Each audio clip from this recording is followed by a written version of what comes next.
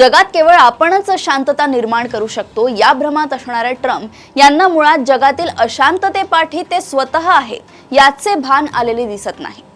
अमेरिकेपासून दूर असलेल्या देशांमध्ये युद्ध भडकवायचे आणि त्या युद्धाच्या तव्यावर आपल्या आर्थिक पोळ्या शेकून घ्यायच्या ही अमेरिकेची जुनी रणनीती ती अजूनही कायम आहे।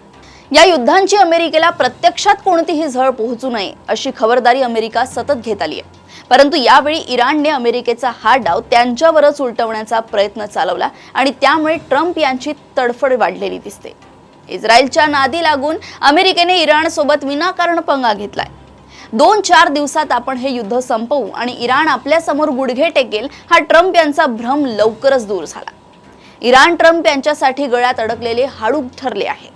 अमेरिकेच्या इराणवरील हल्ल्यानंतर इराणने आखातातील अमेरिकन लष्करी तळावर जोरदार प्रतिहल्ले चढवले। त्यात अमेरिकेचे खूप नुकसान झाले। या संदर्भातील आकडेवारी पुरेशी बाहेर आली नसली तरी ज्या पद्धतीने ट्रम्प यांनी हे युद्ध थांबवण्याचा प्रयत्न सुरू केला ते पाहता या युद्धात अमेरिकेचे हात चांगलेच होरपळले असं दिसून येतंय। इराण सोबतचा तिढा कायम असतानाच आता हे ट्रम्प महाशय गाझामधील तिढा सोडवण्याचा प्रयत्न करत असल्याचं दिसतंय।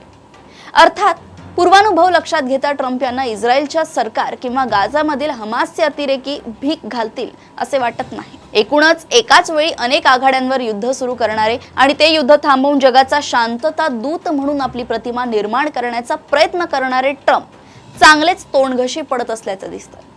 आता परिस्थिती इतकी बिकट झाली आहे की लाख प्रयत्न करूनही ट्रम्प कोणतेही युद्ध थांबवू शकत नाही आणि त्या युद्धाच्या जळा अमेरिकेपर्यंत पोहोचणार नाही याची ही शाश्वती ते आता देऊ शकत नाही।